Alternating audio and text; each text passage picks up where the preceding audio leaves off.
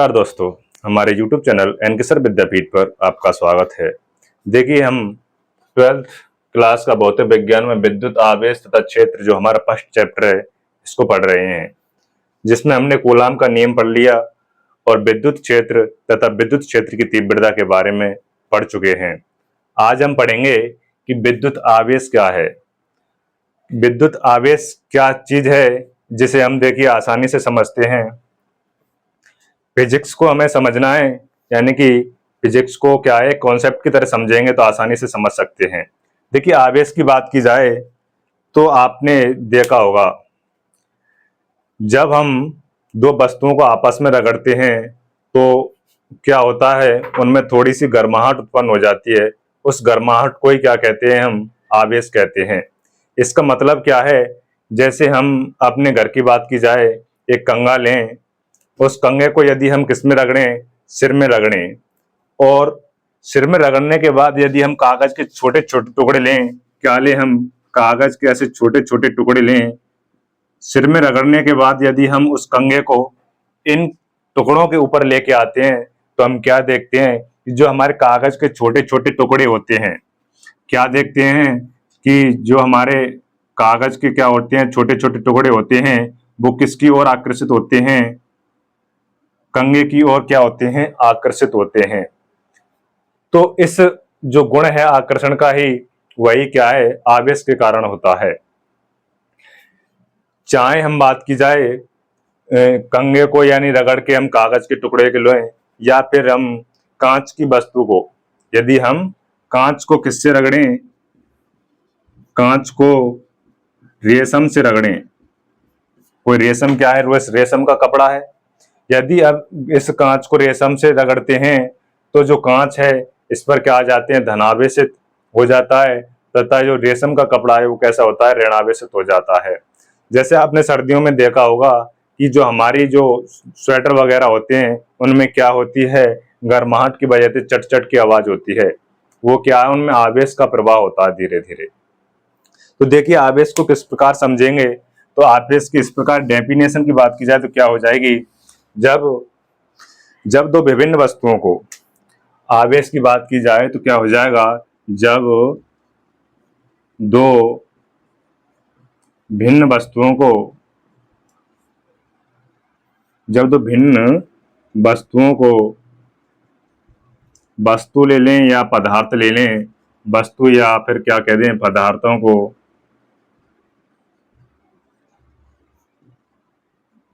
आपस में रगड़ते हैं, क्या करते हैं, जब हम दो वस्तुओं को आपस में रगड़ते हैं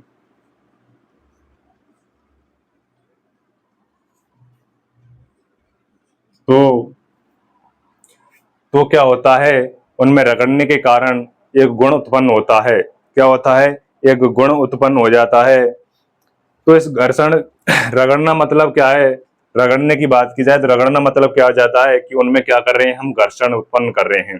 तो इस घर्षण के कारण उनमें क्या होता है, एक गुण उत्पन्न हो जाता है, जिससे वस्तु कैसी हो जाती है, आवेशित हो जाती हैं। रगड़ते हैं तो इस घर्षण की क्रिया, इस घर्षण या जो रगड़ने की क्रिया होती है, घर्षण की क्रिया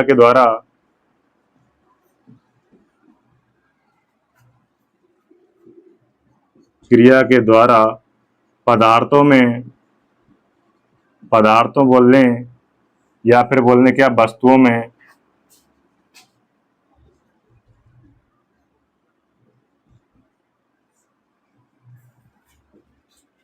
वस्तुओं में एक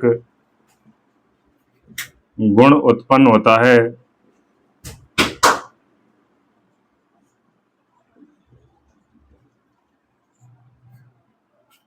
जिसे हम क्या कहते हैं, आवेश कहते हैं।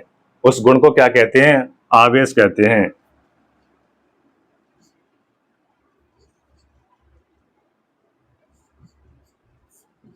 जिस गुण को क्या कहते हैं, हम आवेश कहते हैं।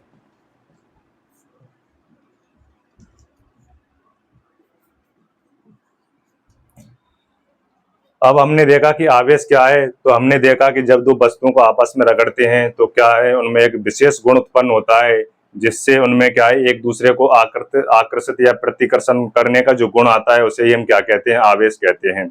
आवेश की बात की जाए तो आवेश कितने प्रकार के होता है, इसके अकॉर्डिंग आवेश की बात की जाए तो आवेश कितने प्रकार के होते हैं, दो प्रकार के होते हैं। इसका यदि हम उदाहरण देखें, यानी कि एग्जाम्पल के तौर पर देखें, तो इसमें देखेंगे हम कांच को किससे रगड़ेंगे, हम रेशम से। यदि हम कांच को रेशम से रगड़ते हैं तो कांच हमारी कैसी हो जाती है, कांच पर आ जाता है धनावेशित। कांच कैसी हो जाती है, धनावेशित। तथा जो रेशम का कपड़ा है हमारा, तथा जो रेशम है वो कैसी हो जाती है, ऋणावेशित हो जाती है।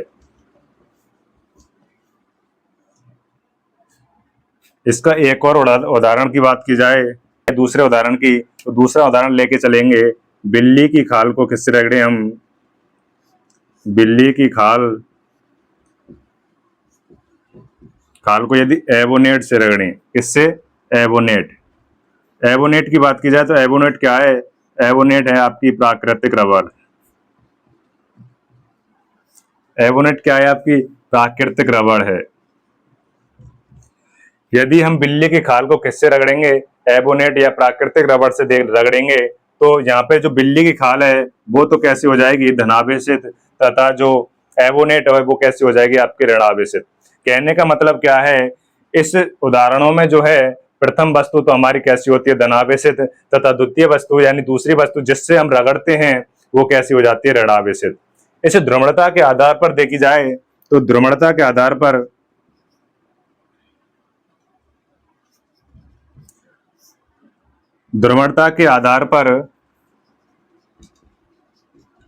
आवेश की बात की जाए तो आवेश कितने प्रकार के होते हैं, तो ध्रुवणता के आधार पर जो आवेश है हमारे दो प्रकार के होते हैं।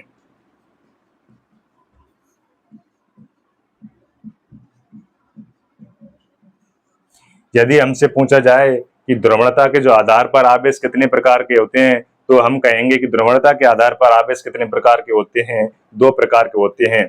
उन प्रकार की बात की जाए तो एक तो हो जाता है धनावेश, क्या हो जाता है, धनावेश, तथा एक हो जाता है हमारा क्या, ऋणावेश।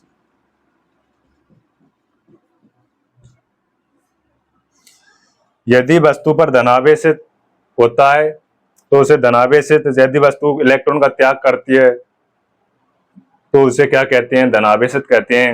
यदि वस्तु इलेक्ट्रॉन ग्रहण करती है, मतलब ग्रहण करती है तो मतलब क्या है, वो ग्रहण कर रही है तो कैसी हो जाएगी, ऋणावेशित हो जाएगी। तो इनको डिटेल से देखेंगे कि धनावेशित क्या होता है, तो हेडिंग डालेंगे धनावेश।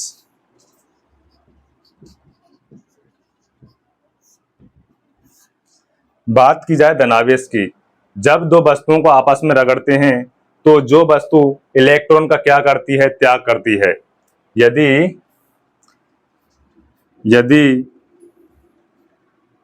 वस्तु मान ले या आपकी कोई पदार्थ मान ले, यदि कोई वस्तु या कह दें हम पदार्थ के द्वारा इलेक्ट्रॉन का त्याग किया जाता है,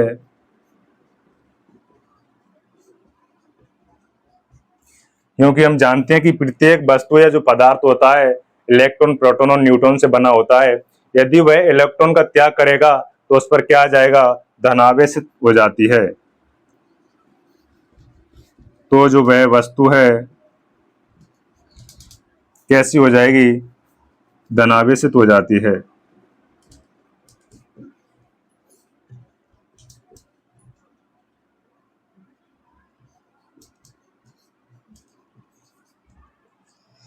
उदाहरण के लिए हम कोई भी वस्तु ले लें जिस पर क्या हो, धनावेशित हो। जैसे उदाहरण में एग्जाम्पल के तौर पर लिख देंगे हम, इसमें क्या हो जाएगी,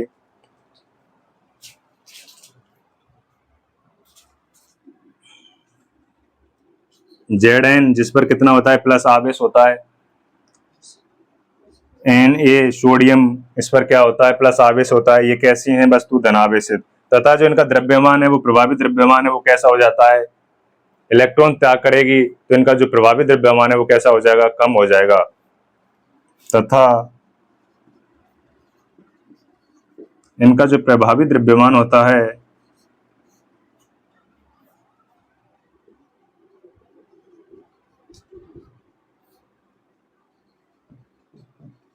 घट जाता है।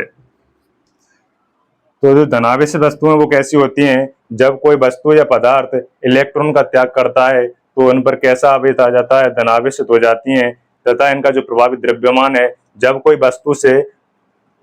वस्तु है हमारी, उससे हम टुकड़ों के टूट में हम इसमें से छोटा सा टुकड़ा लगाए निकालेंगे तो इसका द्रव्यमान कैसा हो जाएगा, कम हो जाएगा। ये वही प्रक्रिया है, यानी कि वस्तु छोटे छोटे तत्वों से मिलकर बनी होती है, जिनमें क्या है, अंतिम कक्षाओं में मुक्त इलेक्ट्रॉन क्या लगाते हैं, चक्कर लगाते हैं।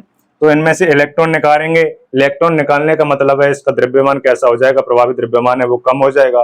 वस्तु में से कुछ हम निकालते हैं तो उसका द्रव्यमान जो भार है वो कैसा हो जाता है, कम हो जाता है। तो इसी प्रकार जो धनावेशित वस्तु होती हैं तो उनमें से इलेक्ट्रॉन निकलने पर फिर उनका प्रभावी द्रव्यमान कैसा हो जाता है, कम हो जाता है। अब देखेंगे हम धनावेश के बाद देखेंगे ऋणावेशित। पहले इसे उतारें उसके बाद देखते हैं हम कि ऋणावेश क्या है। तो देखिए यहाँ पे हमने क्या देखा था, धनावेशित, जब कोई वस्तु इलेक्ट्रॉन का क्या करेगी, त्याग, तो वो कैसी हो जाएगी, धनावेशित। इसका विपरीत ऋणावेशित क्या होगा, जब किसी वस्तु या पदार्थ के द्वारा इलेक्ट्रॉन यहां पर त्याग रही है तो यहां पर क्या करेगी, ये ग्रहण, इलेक्ट्रॉन ग्रहण किए जाते हैं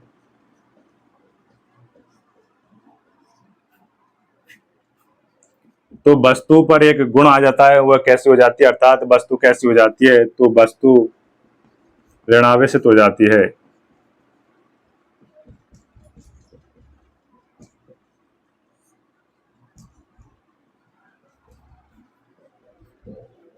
तथा इसका प्रभावी जो द्रव्यमान है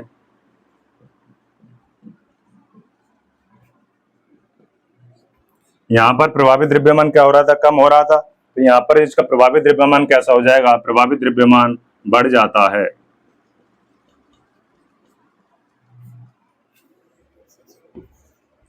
उदाहरण के देख पाएंगे, उदाहरण के तौर पर Cl कैसा होता है हमारा, नेगेटिव, कैसा होता है, नेगेटिव होता है। और SO4 ये भी क्या होता है, -2, ये भी कैसा होता है, नेगेटिव। ऐसे ही उदाहरण देख सकते हैं। इसके बाद में इनमें क्या होता है, कुछ देखेंगे, इनके गुणों की बात की जाए, धनावेशित और ऋणावेश में इनमें एक विशेष गुण होता है, उस गुण की बात की जाए तो देखेंगे उदाहरण में, ये क्या है हमारी, ये कोई कांच की छड़ है,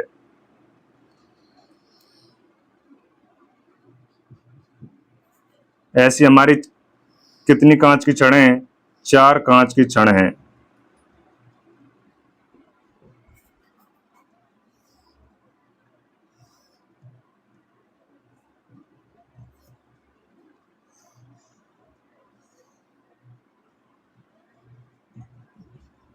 इस पर क्या है, समान प्लस आवेश है,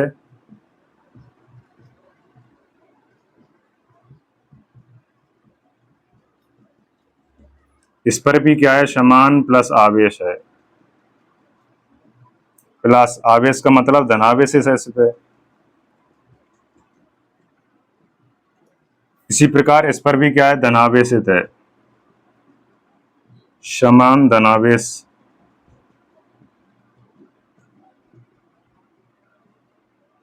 इस पर क्या है, समान ऋण आवेश है।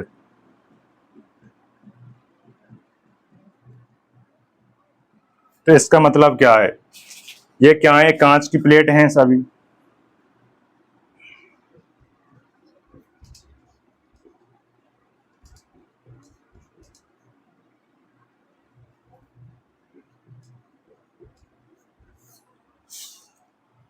इस प्लेट पर भी क्या है, धनावेशित, इस पर भी क्या है, धनावेशित।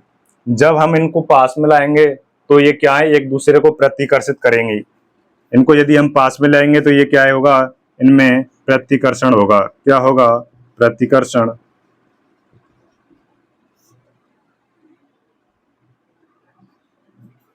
ये क्या है, धनावेशित है, और ये कैसी है, ऋणावेशित। तो इनमें क्या होगा, एक दूसरे के प्रति क्या होगा, आकर्षण। क्या होगा, आकर्षण। अर्थात कहने का मतलब क्या है, अर्थात समान आवेशों में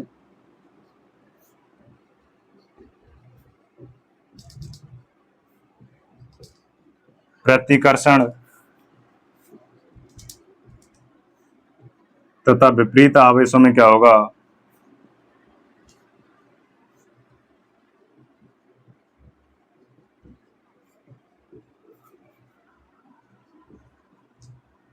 आकर्षण होता है।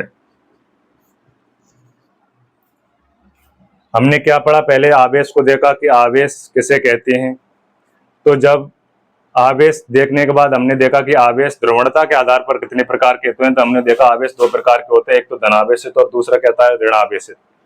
उसके बाद हमने देखा कि समान आवेशों को यदि पास में लेके आए, क्या करें, जब हम दो समान आवेशों को पास में लेके आते हैं तो उनमें क्या होता है, प्रतिकर्षण, तथा जो विपरीत आवेशों को हम पास में लाते हैं तो उनमें क्या होता है, आकर्षण होता है।